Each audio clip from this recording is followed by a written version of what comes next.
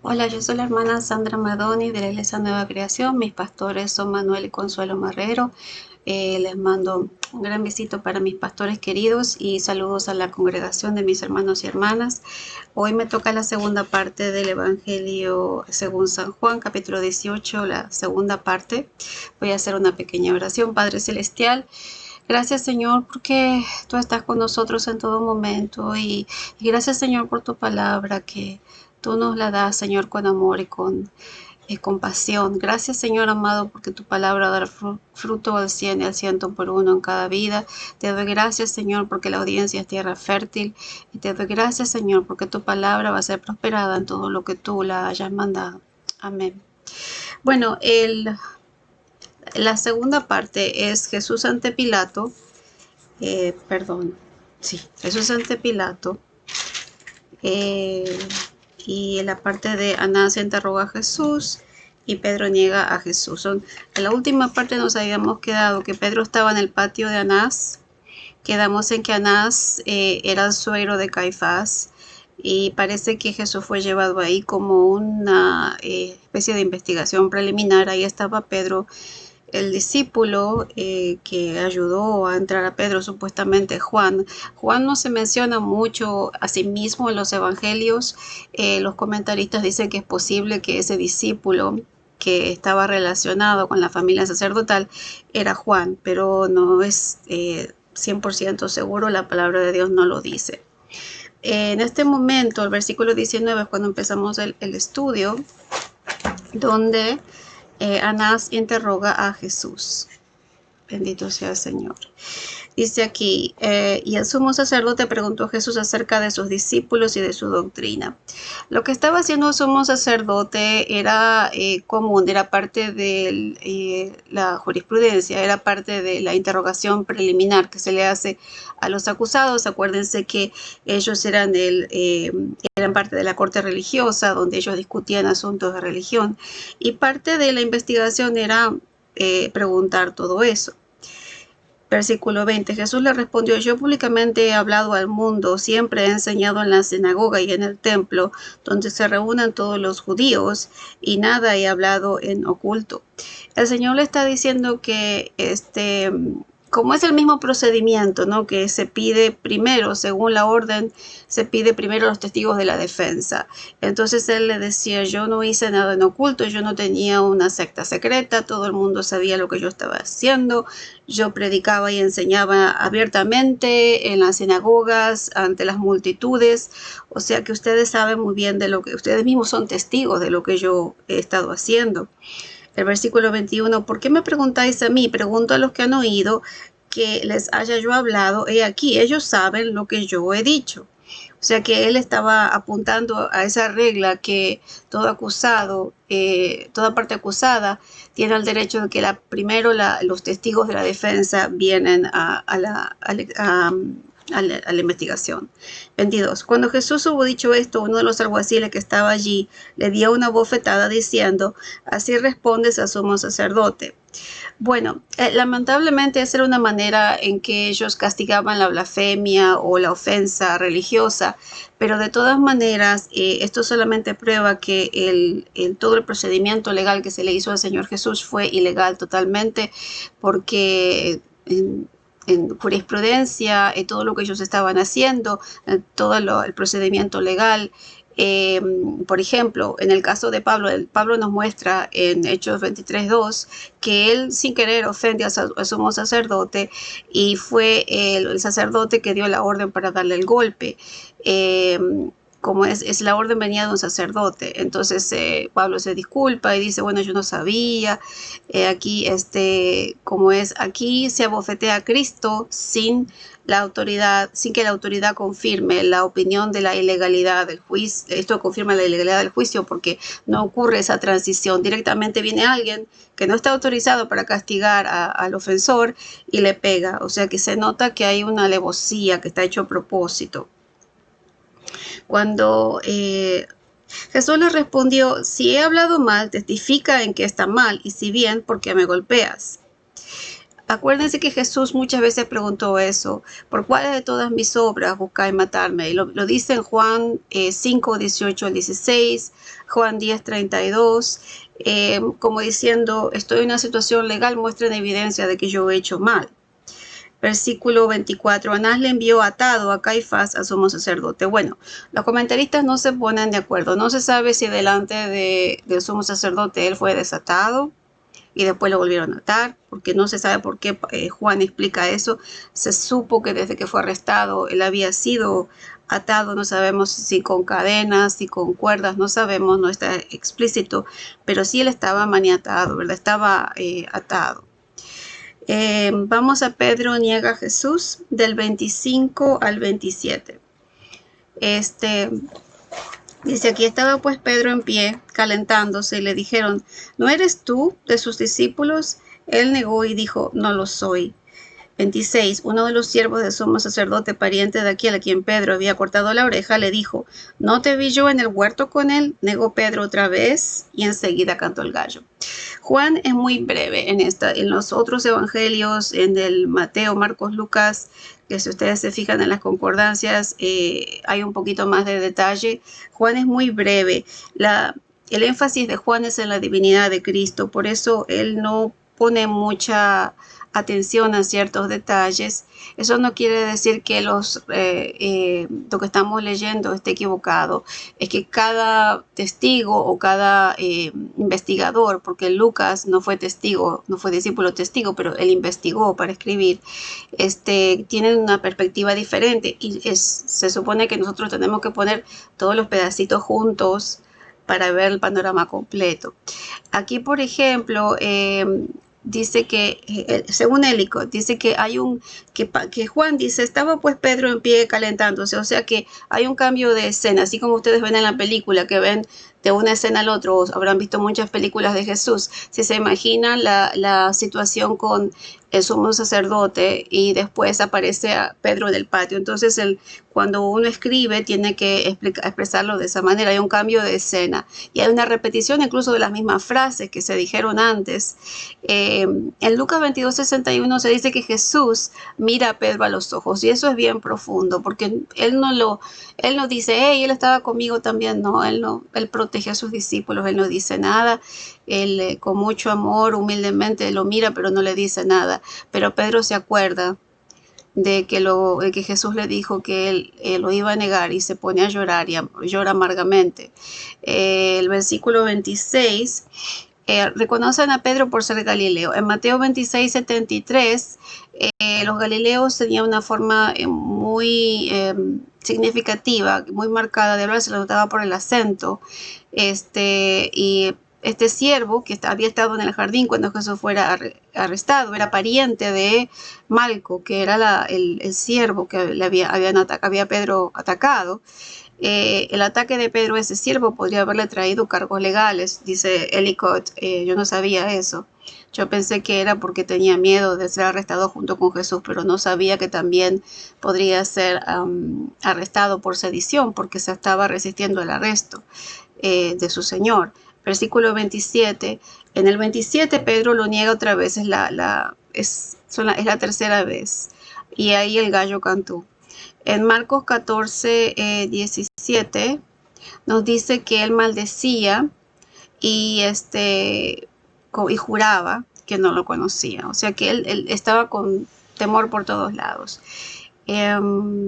Eso no nos lleva, no es porque quiera predicar, pero yo veo que la transformación del ser humano, el Señor la hace por pasos. Él amaba con locura al Señor, yo veo porque lo defendía a muerte, pero no tenía el valor de defenderlo o de defender la causa, defender al Señor.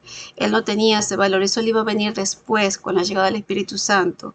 Y el Señor les aconseja, les dice, les ordena que no salgan a predicar hasta que el Espíritu Santo haya descendido sobre ellos para poder recibir poder y ser testigos, porque el Señor los iba a usar grandemente. Del 28 al 40 Jesús está ante Pilato. Llevaron a Jesús a la casa de Caifás, al pretorio. Era de mañana y ellos no entraron en el pretorio para no contaminarse y así poder comer la Pascua. El pretorio es donde el procurador o el gobernador, o sea, Pilato, que era el gobernador de esa región, vivía. No se sabe si era en el famoso palacio de Herodes o cerca de la Torre Antonia, que si ustedes van a Israel lo pueden ver ahí, y ahí están, dicen que ahí está hasta el pilar donde supuestamente Jesucristo fue castigado con el látigo. Élicos dicen que eran por las situaciones de los tiempos y el comentario del autor, es posible que sea entre las 3 y las 6 de la mañana.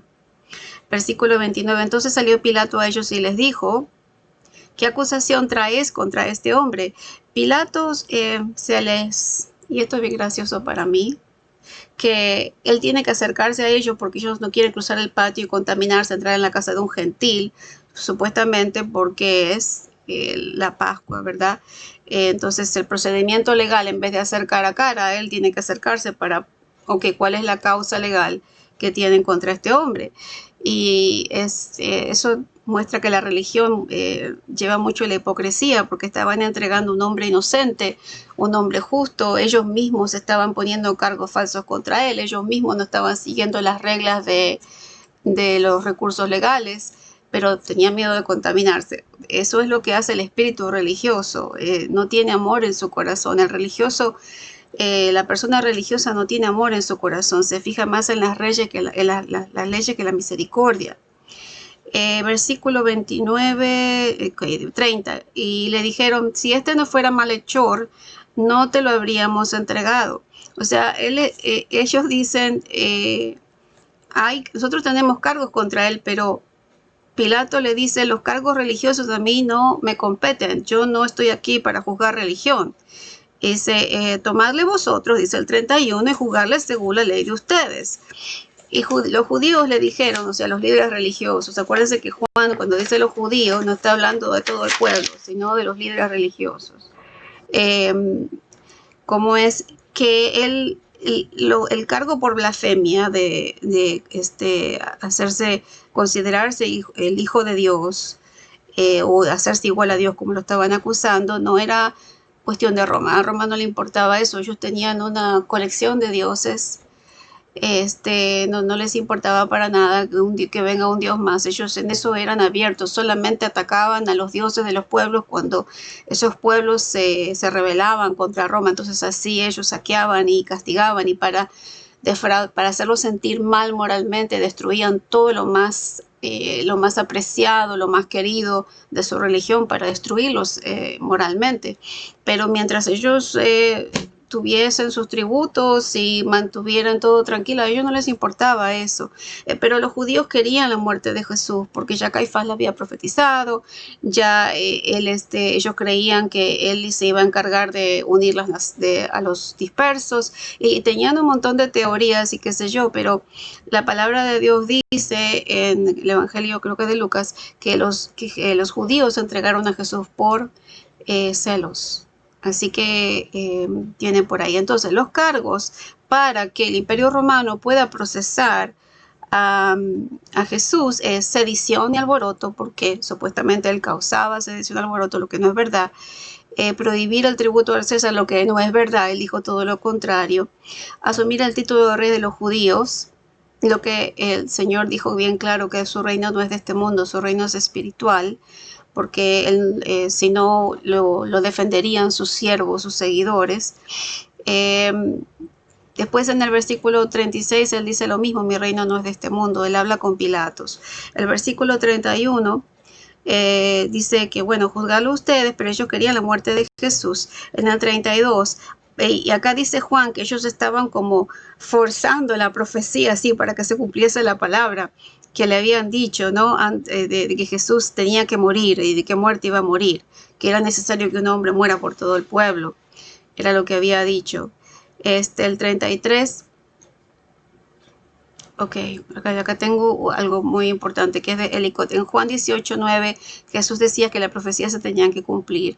El castigo, según Elicot, el castigo por blasfemia es el apedreamiento. O sea que si fuese apedreamiento como hicieron con Esteban, primer mártir cristiano, si lo consideramos a Esteban como el primer mártir cristiano y no al Señor Jesús, es diferente. Jesús es crucificado, que no es un castigo judío, sino una ejecución romana, bajo el cargo de majestas, que es de alta traición. El versículo 33. Pilato volvió a entrar en el pretorio y llamó a Jesús y le dijo: ustedes imagínense el pretorio como si fuese un patio. Las casas romanas eran un patio central y todo alrededor eran todas las habitaciones, y él estaba en el patio. Seguro que si ven cualquier película de Jesús lo ven bien clarito ahí, que ahí se hacía como una especie, no es como aquí cuando va a la corte, sino que ahí se resolvían las situaciones en el patio, y ahí también comían, o sea que no era solamente un tribunal, sino que también era la casa del gobernador.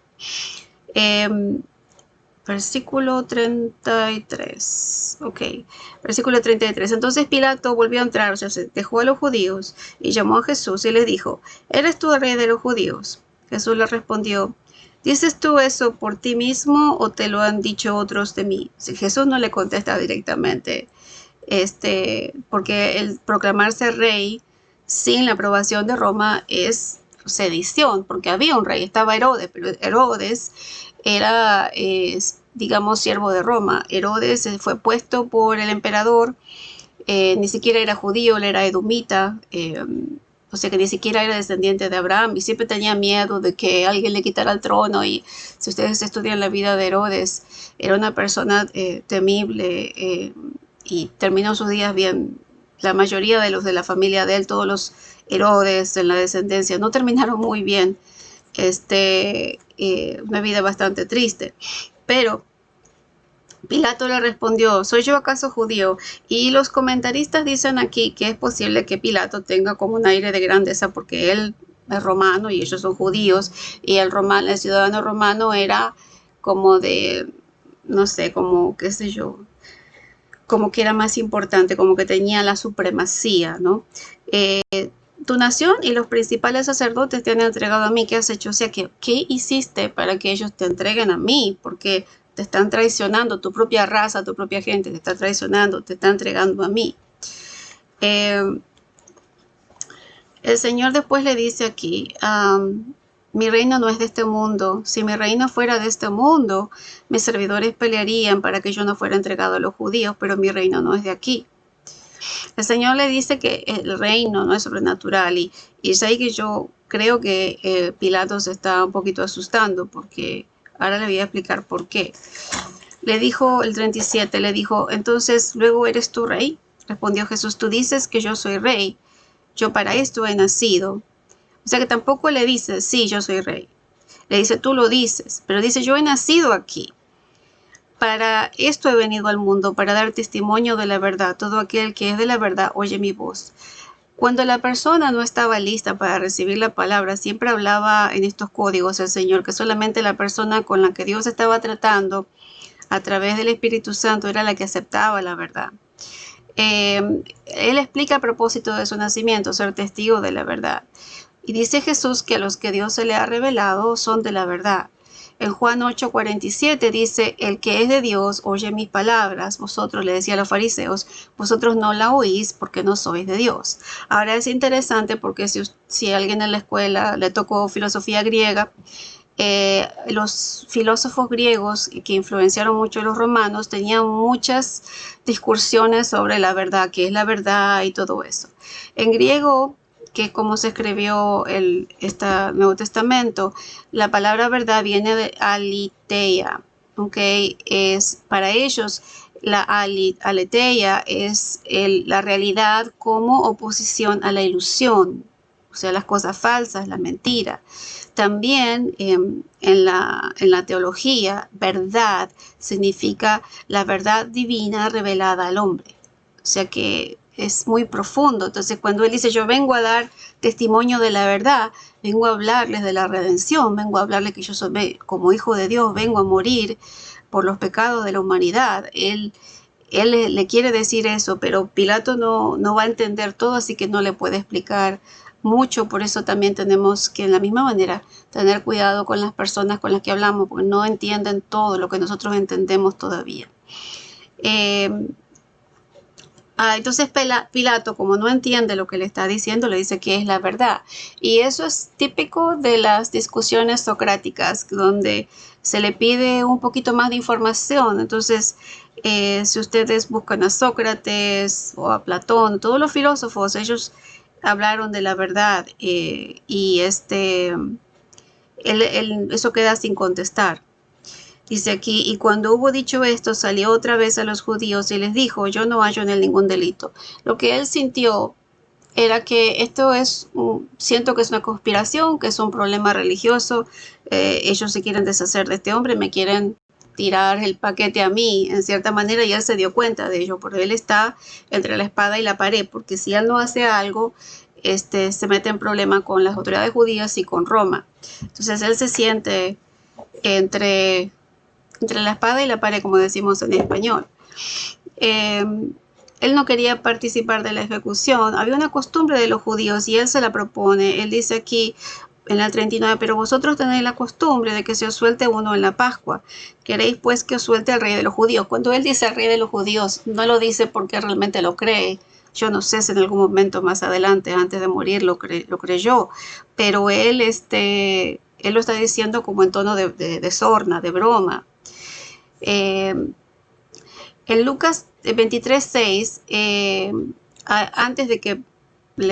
antes de él a preguntarles eso, él manda a Jesús a Herodes por la jurisdicción, porque él es Galileo, le corresponde a Herodes, donde ahí Herodes humilla al Señor, y eso está en el libro de Mateo, por ejemplo. También se explica que la esposa de Pilato tuvo esos sueños, que dice la tradición histórica, que ella era una judía prosélita, que ella, la esposa, supuestamente se llamaba Claudia, era una judía conversa, y ella había tenido sueños de que Jesús era un hombre inocente, que era un hombre justo, y que no tuviera que ver con la muerte de él.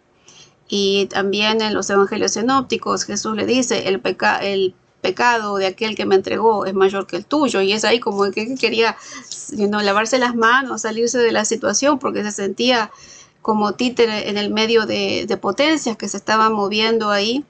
Se dice que la esposa de Pilato se convierte al cristianismo después, pero es todo tradición oral. Nosotros no tenemos nada en escrito que nos diga eso, son tradiciones orales nada más. Después dice aquí, entonces todos dieron voces de nuevo, o sea que gritaron, diciendo no a este, sino a Barrabás, y Barrabás era ladrón.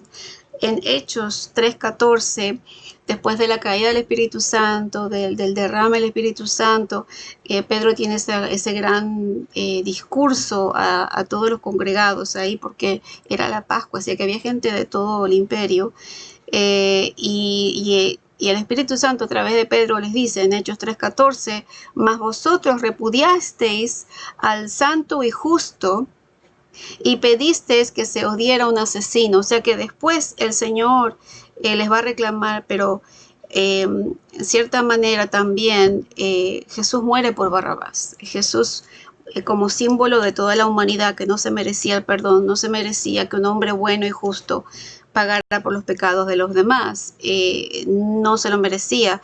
Pero acuérdense también que Jesús se entregó voluntariamente. Él mismo dijo, yo soy. Él no salió corriendo. Él se entregó a la voluntad del Padre. Había también en los evangelios sinópticos, y ustedes se deben preguntar por qué Juan no lo dice, creo que es en el libro de Mateo, donde Pilato se lava las manos como símbolo de esto no es mi problema, esto es que esto caiga sobre ustedes, yo no tengo nada que ver con este hombre justo, porque después del castigo, con el látigo que le destrozaron la espalda, eso era para matar a una persona. El Señor Jesús era un hombre fuerte de verdad, y que el Espíritu Santo lo sostenía, porque el de sangre y el desgarro de piel le dejaba la carne como hamburguesa, todo pelado atrás, le arrancaba jirones, y aún así él tuvo que cargar la cruz hasta donde pudo. O sea que el Señor murió por esa persona que no se lo merecía, y representaba a toda la humanidad. que sin necesidad de pedirlo, el llamado es primero general. La muerte de Jesucristo tiene un llamado a salvación, es a toda la humanidad. Primero es toda la humanidad. El Señor llama a todos. Y después hay un llamado específico donde el Señor trata con cada persona y la va trayendo a Él. Como dice muy bien el Señor Jesús, nadie viene a mí si el Padre no lo trae. Por eso nuestro primer deber es orar por la gente que no conoce al Señor. Orar, ayunar, buscar a Dios en oración e intercesión.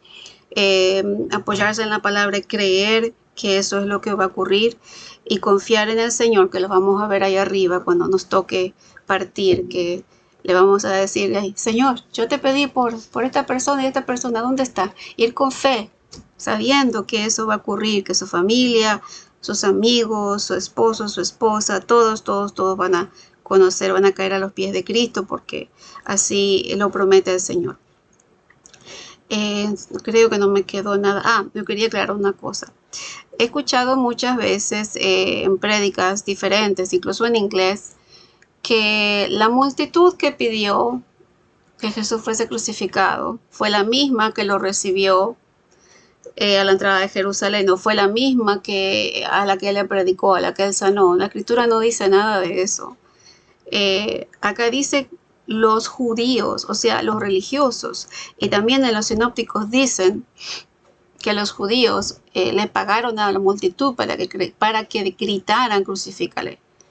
O sea que estaba todo planificado.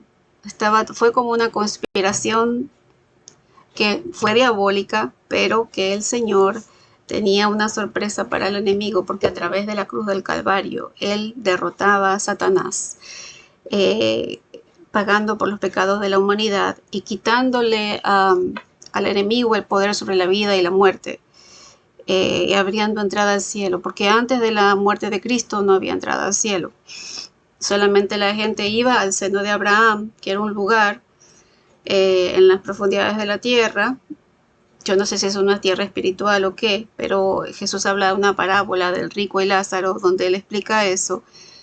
Sin embargo, cuando él está en la cruz, él le dice al ladrón que se arrepiente, que le dice, Señor, acuérdate de mí. Y Jesús le dice, hoy mismo irás al paraíso. O sea que hay una diferencia entre el seno de Abraham, el Seol, como le dice la escritura, que es la matriz inútil, y el cielo, el paraíso. O sea que démosle gracias al Señor por haber muerto por nosotros y que muchos lleguen a conocer lo hermoso que Él es. Que el Señor me los bendiga. La próxima es Juan 19.